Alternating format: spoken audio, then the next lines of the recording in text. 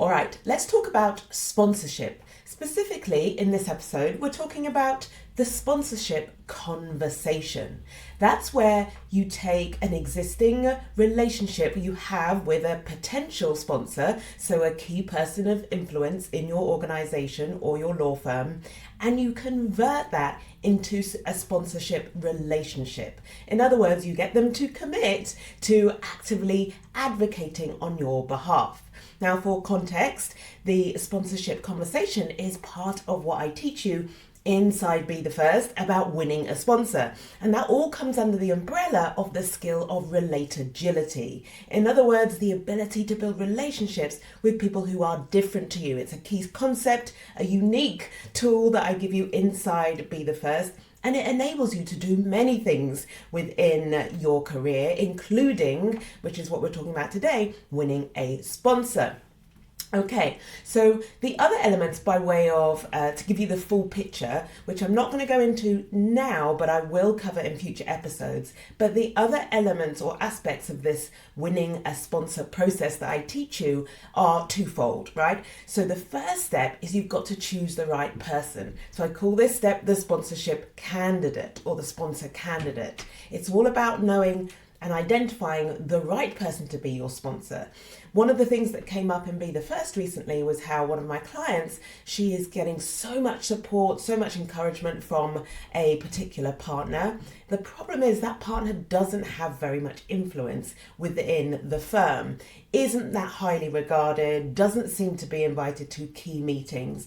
And so what I've been coaching her on is how to identify, or actually the need to identify other people of influence and find that person with whom to build a sponsorship relationship. The first person she was talking about, so the one who's supporting her, they're a partner, but because they don't have any influence, although they are invested in seeing her progress and succeed, they really typically are more playing the role of a mentor, right? A sponsor has skin in the game, has influence, is able to open doors for you. So it's very important that you choose the right person. So that's like part one of this winning of the sponsor process that I teach you inside Be the First. Part two is the sponsorship relationship. Very important that you have a relationship with someone before they become your sponsor. Now, it doesn't have to mean you go out for drinks or you get on like a house on fire, but what it does mean is there has to be some sort of trust that has been built between you, and particularly that key person of influence that you have identified as a great sponsor, they trust you, so they know your work, they know who you are. So the sponsorship relationship is something we spend time building inside Be the First. And then we get to the topic of today, which is the sponsorship conversation. I called the third part of this winning a sponsor process the sponsorship conversation because what I noticed after years of coaching you on these topics and on progressing your career is how often and how easily you avoid actually asking someone to be a sponsor, getting them to commit and say that is what they will do. It's a bit like avoiding asking someone on a date or to be your girlfriend or boyfriend or partner. It's that thing where you can be like, yeah, but we're practically dating, right? We're basically partners. But actually, you haven't made that commitment. You haven't dived in and asked them and got them to say yes. So I'm not sure about that parallel, but you know what I mean. So it's a bit like that, where so many of you are like, oh, this person's my sponsor, but you haven't actually asked them and they haven't actually acknowledged that this is a role that they are willing to play.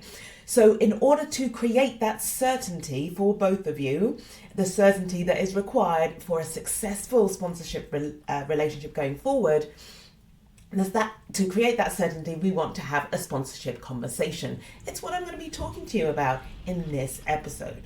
Before I dive into the framework I'm going to give you to have that conversation, a couple of really just sort of back to basics as to why a sponsor is so important if you want to progress, especially as a Black lawyer. You absolutely need someone of influence who, number one, will give you strategic advice and actually be able to steer you. So knowing the firm or the organization, knowing the politics, knowing what's going on behind the scenes can give you great advice about both what you need to do more of, but perhaps like the type of work you need to showcase, or the particular people you need to target. They give you strategic advice that will move you forward and get you closer to your progression goal. That's the first, or one of the roles of your sponsor. Another role of your sponsor is that they will talk about you in rooms that you don't have access to. This is perhaps, I think, the most important, although the third one of the three I'm about to share with you is also really important. But somebody who is willing, who is being proactive about and is constantly thinking about you in rooms where you don't have access. So high-level meetings, for example, whether with clients, but particularly with other partners in the firm or other members of the C-suite in your organization, the person who has access to those rooms, those conversations, their job as a sponsor is to talk about you, talk about how well you're doing, talk about how independently you are working, talk about what clients are saying about you, bring your name up, suggest you for opportunities that are coming up. So that is role number 2. Role number 3, speaking of opportunities coming up, role number 3 for the sponsor, and by the way, if you're a sponsor, this is very useful for you to know the very specific things that really are required of you, are part of your responsibility as a sponsor. So role number 3 is in actually bringing those opportunities to you, opening doors for you. So having that in mind, having your goal in mind, knowing the types of work that you need to do or the types of people you need to be in front of, and being the person to open those doors to those opportunities for you, okay? So 3 very important roles or responsibilities for the sponsor, okay? So I'm talking about why this is important for you. As you can hear, if you have somebody senior who's a key person of influence doing all of those 3 things for you, so giving you strategic advice, steering you towards your goal, talking about you in rooms you don't have access to, opening doors for you, giving you those opportunities, you can see how significantly that is going to increase your chances of becoming, for example, a partner, if that is your goal. And you can speak to anyone in the city who is at that level of partnership, and I guarantee you that a high majority, a high percentage, I want to just throw out a number like more than 90%, will say that they had a sponsor. It might not be that high, but it's a significant number. And as a Black lawyer, this is incredibly important. It's going to accelerate your career enormously. Okay, so talking about the sponsorship conversation. In this session, I'm going to really just give you a framework for having that conversation.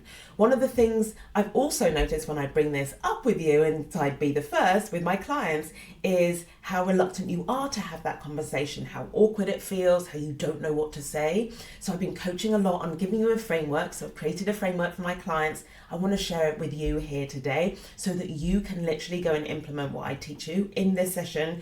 You can literally go and arrange a meeting with your potential sponsor and have this conversation today. Caveat that with, remember the other 2 aspects or elements that you need in order for a successful sponsorship. We're going to call it, I guess, partnership. In order to win a sponsor and be successful, don't forget that you also want to have identified the right person, and you also want to have built a sponsorship relationship, that relationship of trust. So remember, you do need those other 2 things, but once you've got those other 2 things, then you can proceed to having a sponsorship conversation. And I just want to add that if you're someone who has been trying to win a sponsor and you've been unsuccessful, I would like to add that half of the time that will be because one of those other 2 things are lacking, or maybe more than half of the time. The number of partners I speak to in the city who say to me, I get asked to sponsor people all the time. I get asked to mentor people all the time. I don't even know who they are or what they do. So the absence of the sponsorship relationship kills that conversation, kills that request right from the start. But you're not going to do that because you're listening to this episode. Okay, so the sponsorship conversation, I want to offer this framework for you. And knowing, remember, keeping in mind that you, and I'm assuming, right, that you've done those other 2 things, or you've developed those other 2 parts to the winning the sponsor, sponsorship triad. That's what I've been calling it in my head. I'm just going to go out and label it. Okay, this conversation. So the goal of this conversation is very simple. It's to make it easy for that person who you want to be your sponsor, that key person of influence, it's to make it easy for them to say yes to the question, will you be my sponsor? And it's to make it very clear about what that commitment and that responsibility entails. That is the goal, okay? So it's very, very specific, and that's why we want to have a plan for that conversation. Now, how we achieve that is by understanding that once you've identified the sponsorship candidate or the sponsor candidate, right, the right person, once you have built that relationship of trust, the third element that's required to tip you over into a proper sponsorship partnership is you absolutely need to recognize that it is a transaction. So sponsorship is a transaction. You're moving beyond now the relationship to the transaction. In order for something to be a transaction, there needs to be two parts. In this context of a conversation, there needs to be what I'm calling the ask and then the answer. This is the framework I want you to take away from this episode. Going into a sponsorship conversation, you need an ask and you need an answer. Okay, let's talk about the ask. The ask is something very simple. It's what you want from the sponsor. And the key here is clarity and specificity. So here's what I recommend you do. Number one, you tell them your goal. Don't tell yourself, yeah, they know, I have mentioned it and it's clear. A lot of you walking around thinking, unassuming that everybody knows that you want to be partner, and it turns out no one has a clue because you have not expressly said it. Do not leave this to chance. You have to be explicit and express it clearly that this is what you want. If you can add to that an ideal time frame, even better, right? So it's not just this sort of amorphous goal, not sure if that's the right word, I might have to check that. I'm not sure if it's just this amorphous goal that one day I'm going to be partner. You want to be clear, I want to be partner, and I'm looking at being put on the partnership track next year. Okay, so be clear about your goal, make it obvious. Number two, part of the ask is tell them why it has to be them. Another mistake I hear you making, so many of you making, is you just ask someone because they are successful. You just ask someone because they are influential.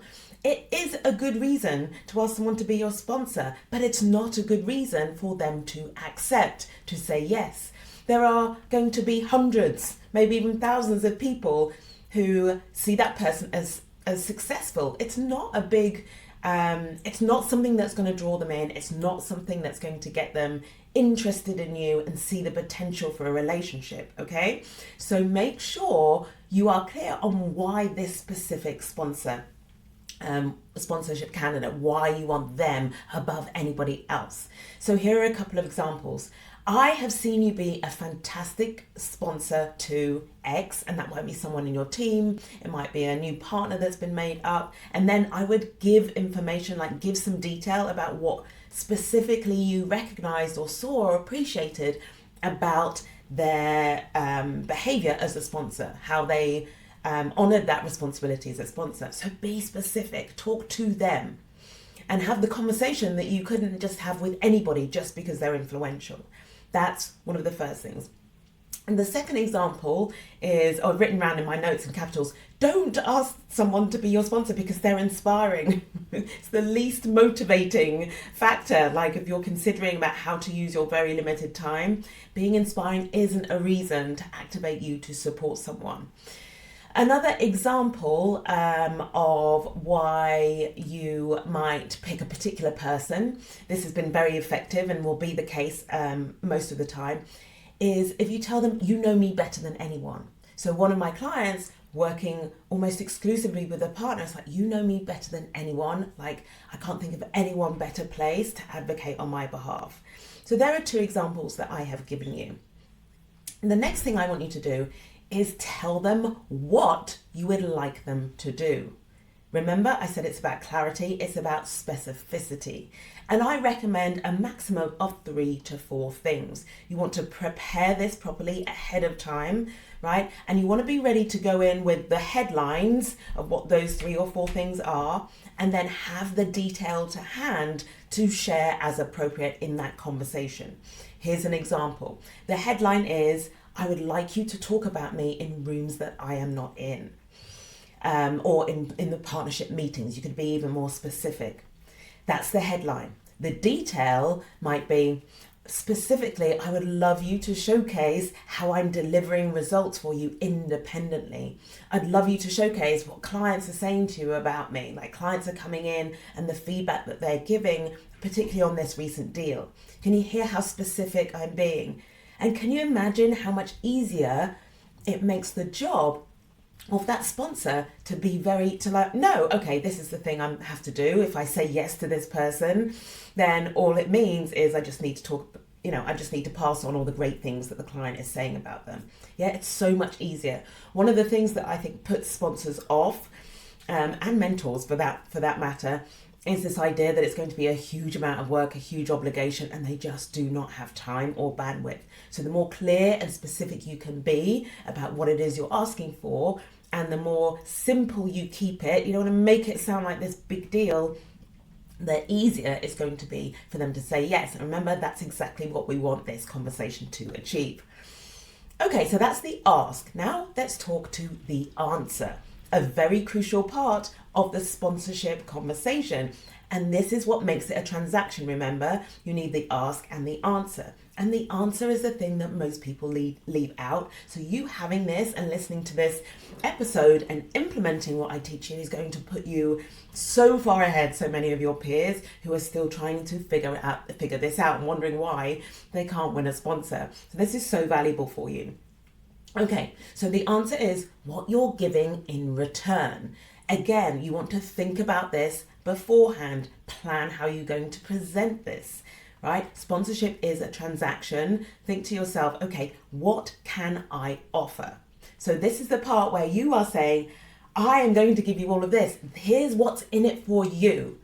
Yeah, and it's a great question to ask yourself at this preparation stage. What's in it for them? Why would they say yes to sponsor me? And it's all about 2 things: making the sponsor look good and making that sponsor's life easier. If you can find ways to make them look good, make their life easier, you are made, my friend. This is going to be so simple. They're going to be people wanting to sponsor you left, right, and center. So in your planning, in your preparation, brainstorm. This is what I do with my clients. How can I make their lives easier, right? And how can I make them look good, right? Those are the questions you want to answer. To help you do that, I've got sort of more questions. So what's my unique perspective? What can I bring or add that other people can't bring? That's another great question to ask you as you're planning this part of the conversation. Ask yourself, or start to notice, investigate, what do they worry about? What do they care most about? Who are they trying to impress? What are they trying to achieve? So pay attention to the person you've identified as your potential sponsor. What's going on with them? Get to know them. Ask questions.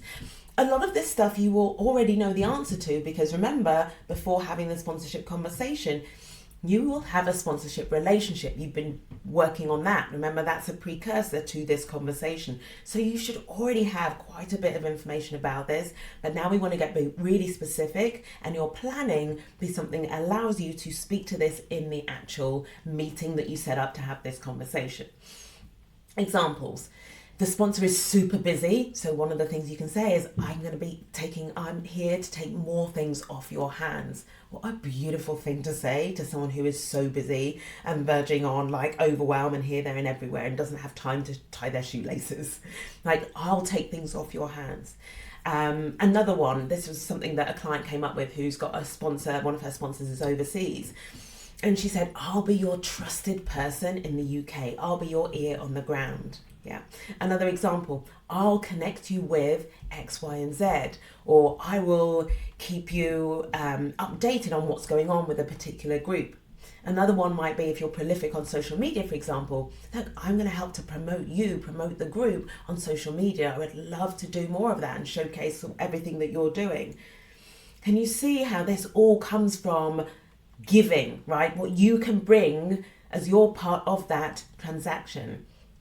And if you're really stuck, and you may want to ask this question, even if you're not stuck, it's like, how can I help you? How can I be more useful to you? Let me know all the ways that I can sort of pay this back, like contribute to this sponsorship, arrangement, partnership.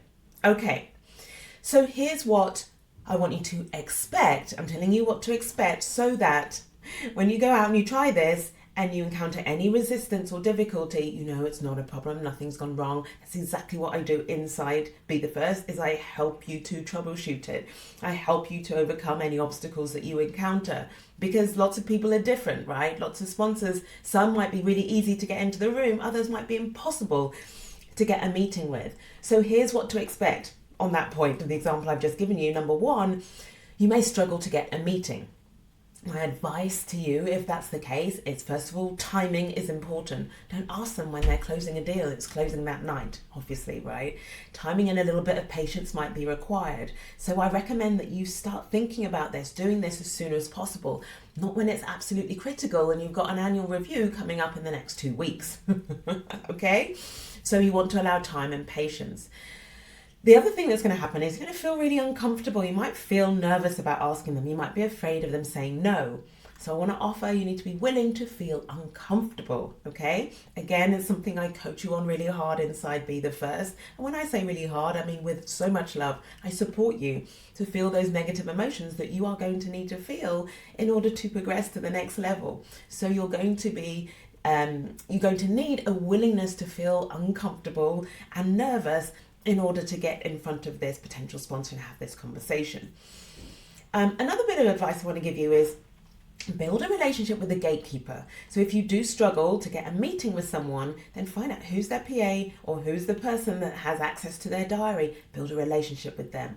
The number of times I've got meetings with extremely busy people because I've got a great rapport with their PA, or my executive assistant Louise, who is fantastic.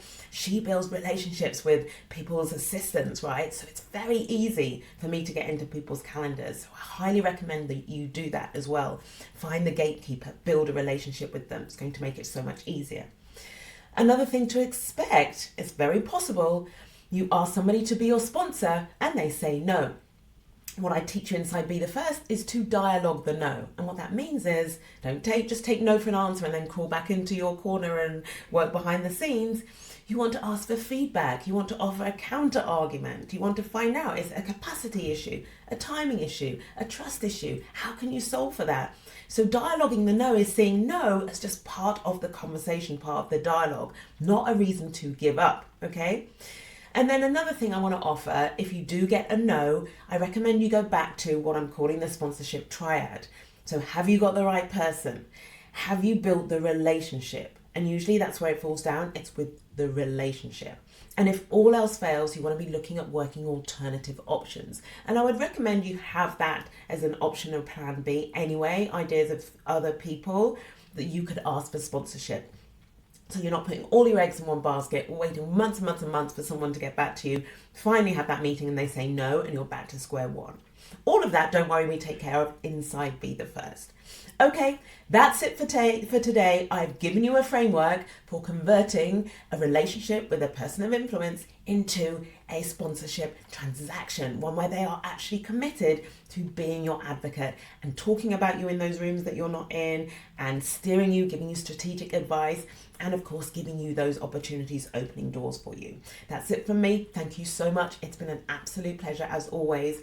And I want to finally offer that it's hard to win a sponsor if you're constantly doubting yourself, okay, and questioning yourself. So if this is you, whatever level you are at, and you're a Black lawyer, I want to invite you to join Confident Black Lawyers. Details in the comments below. I'll see you next week. Bye for now.